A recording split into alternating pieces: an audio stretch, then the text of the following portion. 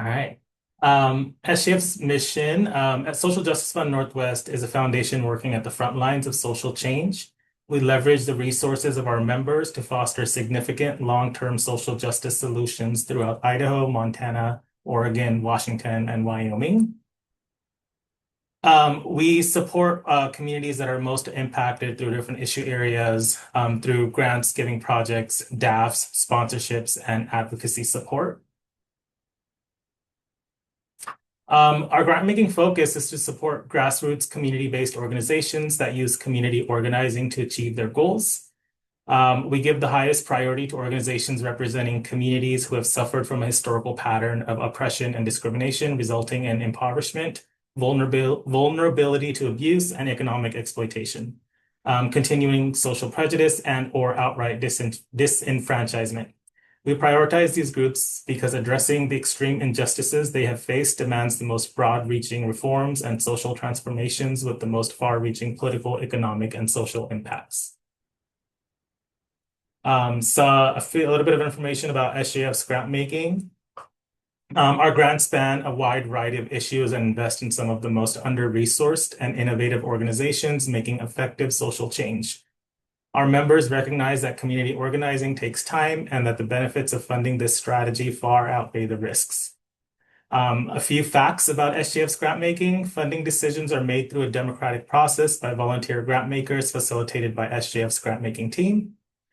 Grant makers are selected based on a diversity of factors like their activism, community involvement, and the lived professional or volunteer experience they have in an issue area of a grant cycle. The majority of our grants are for general operating funds, which allows grantees the greatest degree of flexibility on how and where to use those funds. Special consideration is given to groups led by BIPOC community members. This reflects an organizational commitment to combat racism by building political power in communities of color. We fund groups committed to intentionally participating in or using anti-racist organizing principles and tactics.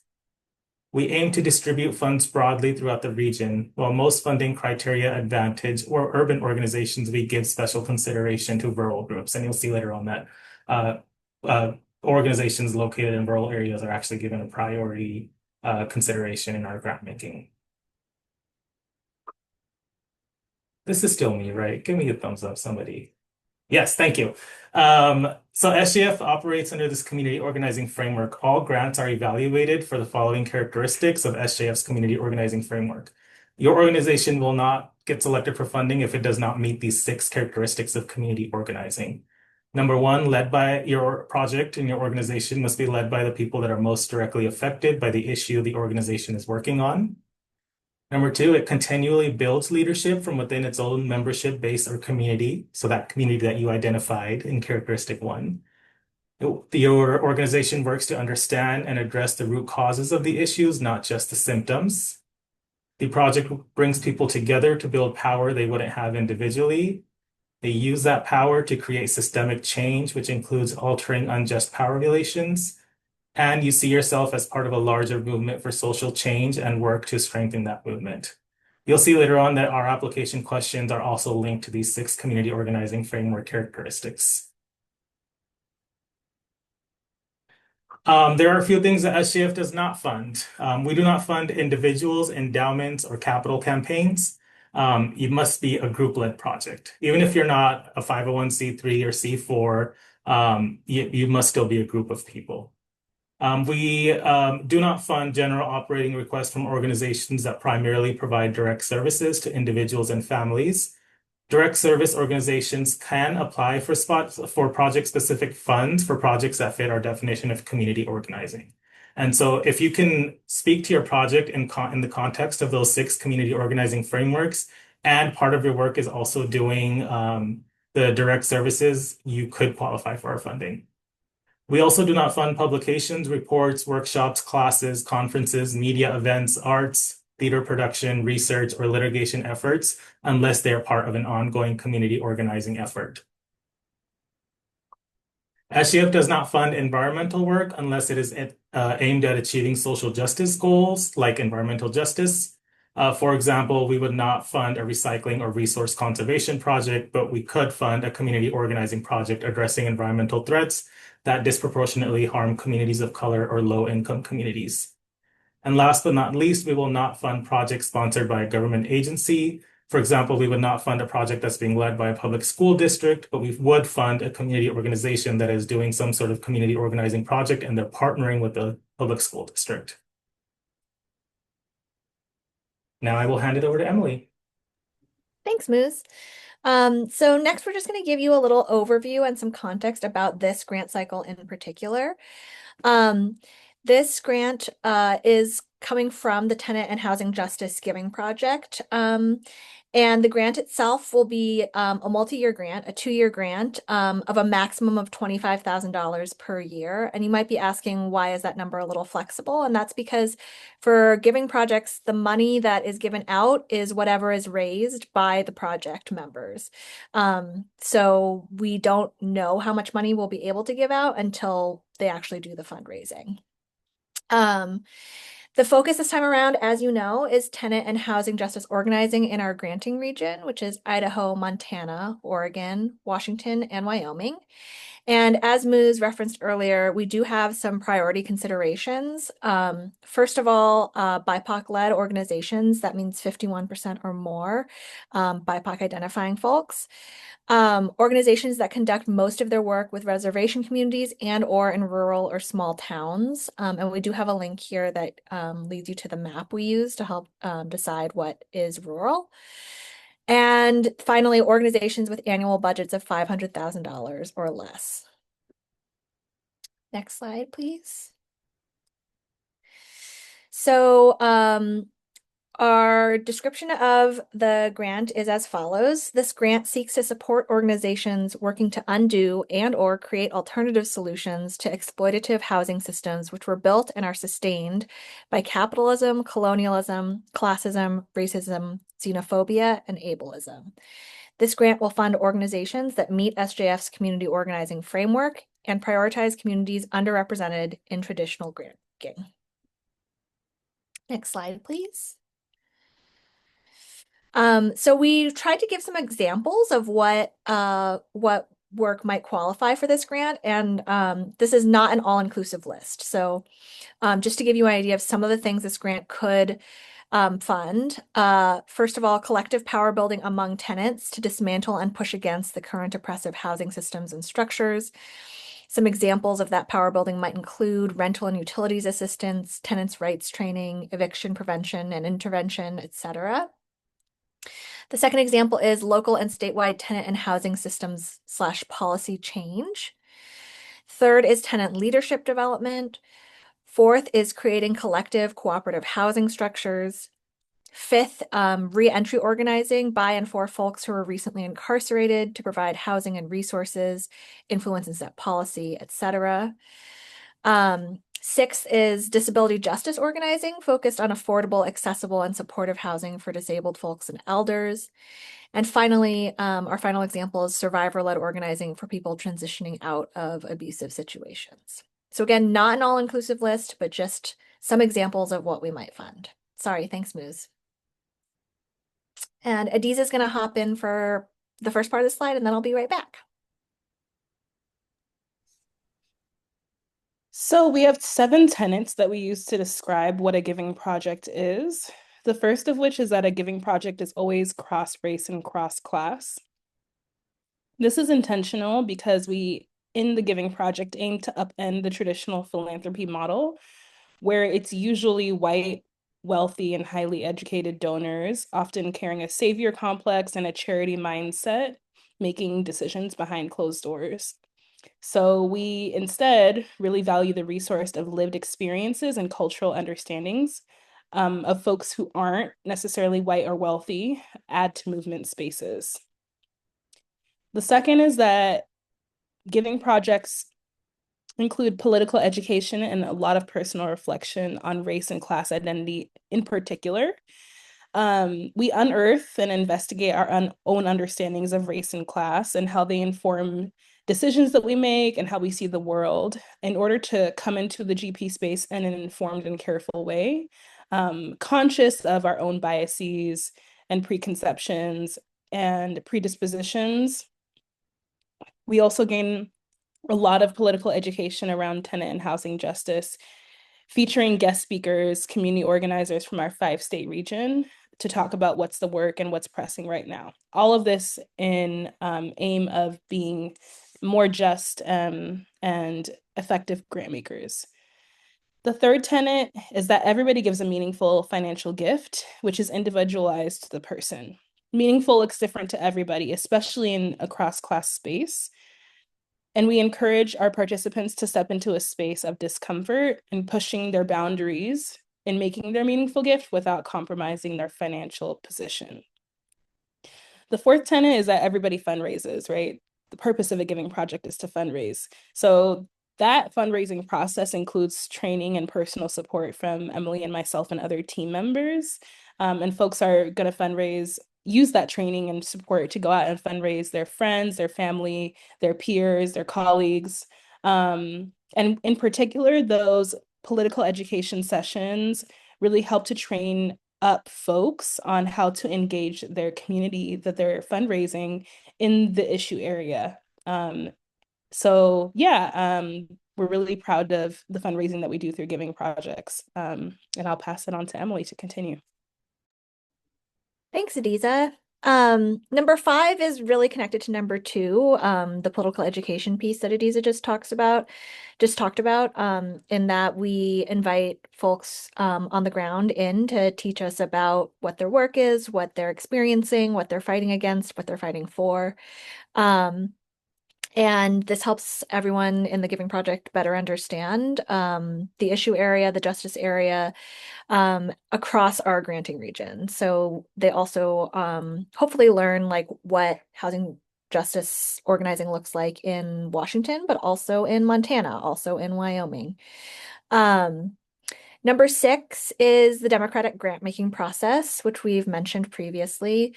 We teach folks how to do the grant reading and the grant scoring. We also help them decide as a collective where and whom they would like to distribute the funds they've raised to. And that's a full group process that takes time and that we invest in because it is such a different way of doing philanthropy than the way that Adiza described earlier. And then finally, central to this work is just building a strong community and a strong base among ourselves in learning from each other, both in terms of our lived experiences, but also in terms of political education and helping each other fundraise. How do we build on each other's strengths, help each other out, lean on each other through what can be scary in asking people for money.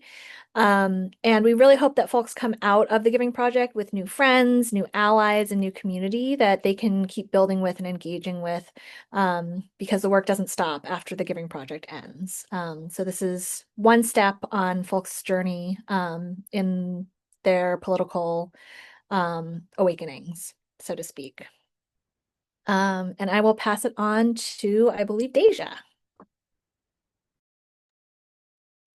Hi, I'm Deja. I'm going to guide us through our application, evaluation, and scoring. Next slide. So first things first, this is our Foundant login. I have the link in the chat. Make sure that when you are logging into Foundant or creating a Foundant account, that you see the Social Justice Fund logo up top there. If you don't see that, you might have the wrong link.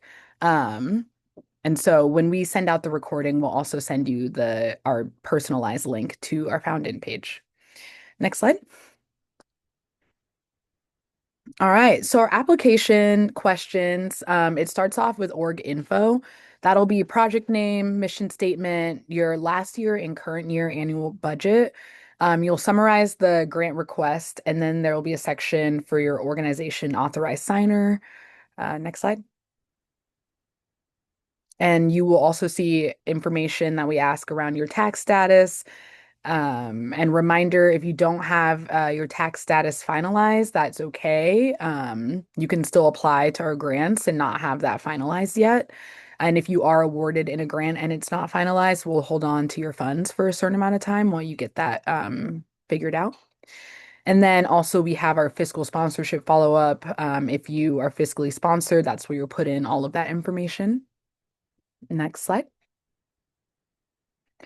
So our application questions, these are our narratives. And so it goes as follows. Question 1 is to provide context for your current work. Please briefly outline your organization's history and any significant milestones, accomplishments, developments that are key to understanding the work.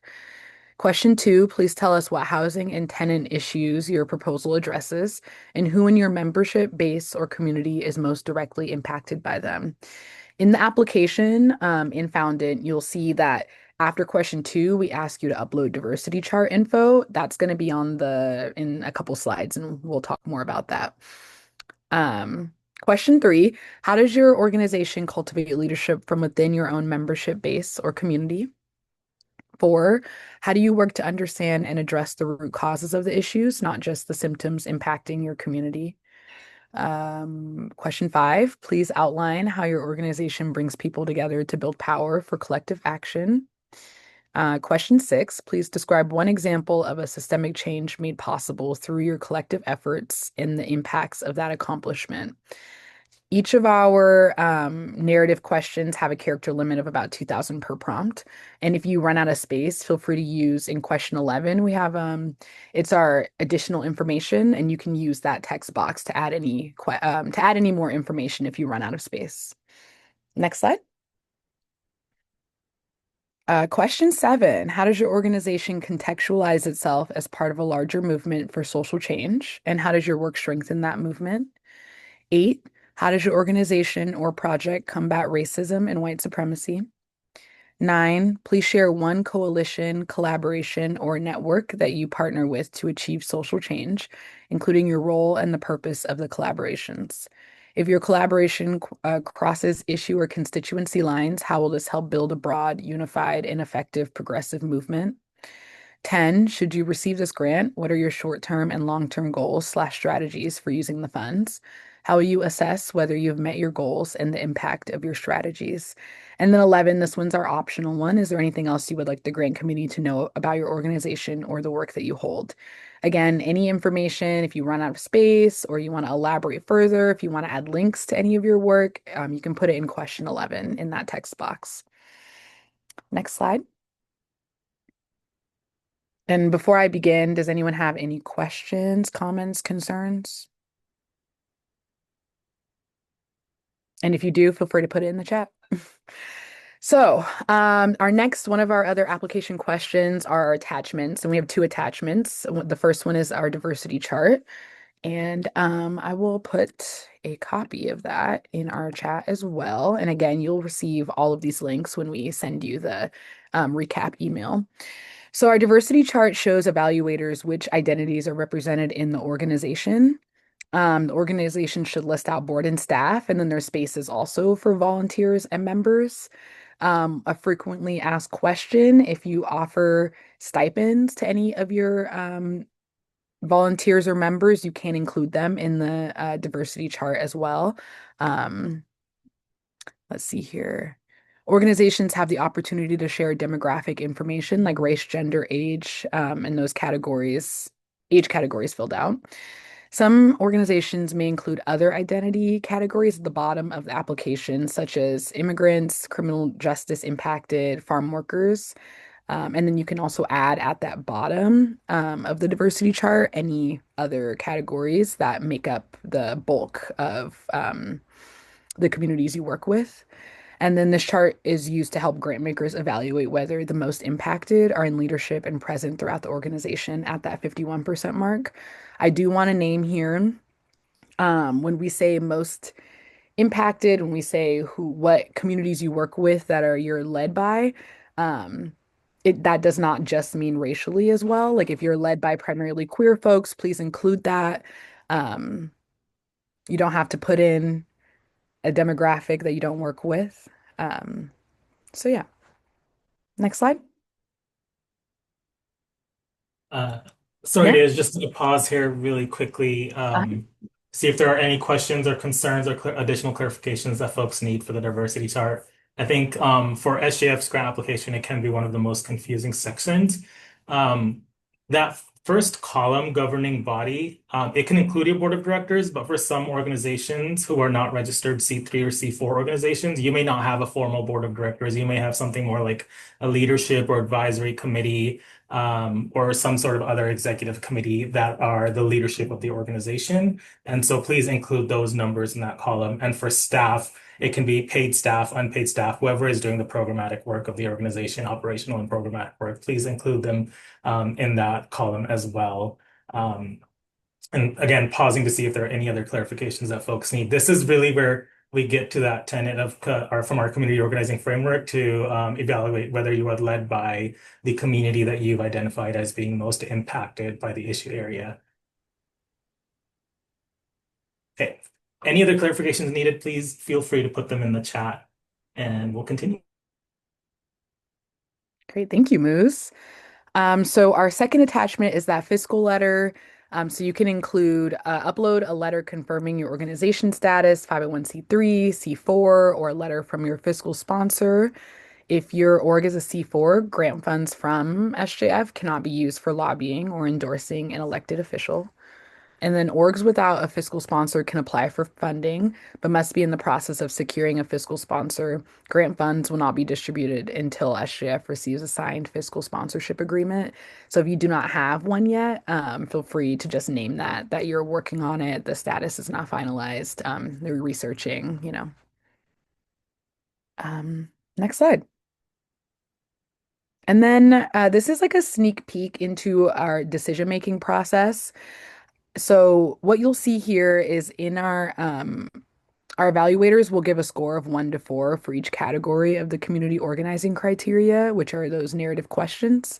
The chart shows what evaluators scored the application for different categories, and then like an average percentage score is totaled for each reader. And that score for all the readers is calculated at the top left corner. And the scores do not determine awards, they just support a democratic decision-making process. Next slide. Great. Thank you. I'll pass it off to Emily. Thanks, Deja. Super helpful. We just wanted to take a second to talk about language justice. Because we do know that folks who are organizing on the ground for housing justice are not always organizing in English. So we wanted to just state outright that we are definitely on our growth edge when it comes to language justice as an org.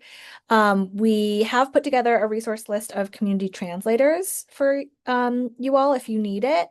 And if you would like to write your application in a language other than English, just email us at grants@socialjusticefund.org and we will figure out a way to get you the application in your requested language. GMI staff can also always meet with you and with your translator if you have one to clarify any questions about the application if needed.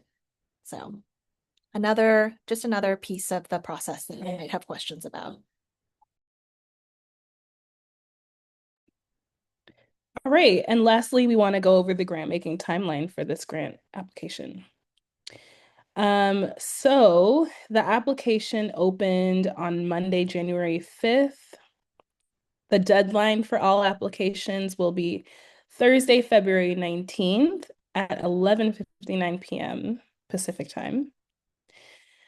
We will be pre-screening applications in March, and then scoring and evaluation will happen from early April until mid-May.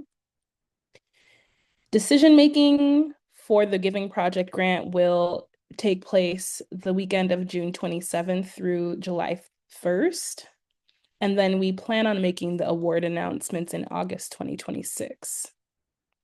Below is also a link to the SJF newsletter and updates if you would like to stay updated on what's happening, what grant opportunities are coming out with the organization. Next slide, please. All right, and so just to overview what our 2026 grants are in whole, the current grant cycles that are open, or the grant cycles that are currently open include the Emerging Justice Fund, which is a 1-year grant of $10,000. The Seed Fund, which is a 1-year grant of $5,000. Of course, this grant opportunity, the Tenant and Housing Justice Grant, which is a 2-year grant of a maximum of $25,000 a year. And then opening later on in 2026 will be 2 more grant cycles. The Carceral Systems Organizing Fund, which is will be a 1-year grant of a to be determined amount, opening in the spring. And then in the fall, we'll have the Rural Organizing Grant open, which is another 1-year grant with another to be determined amount.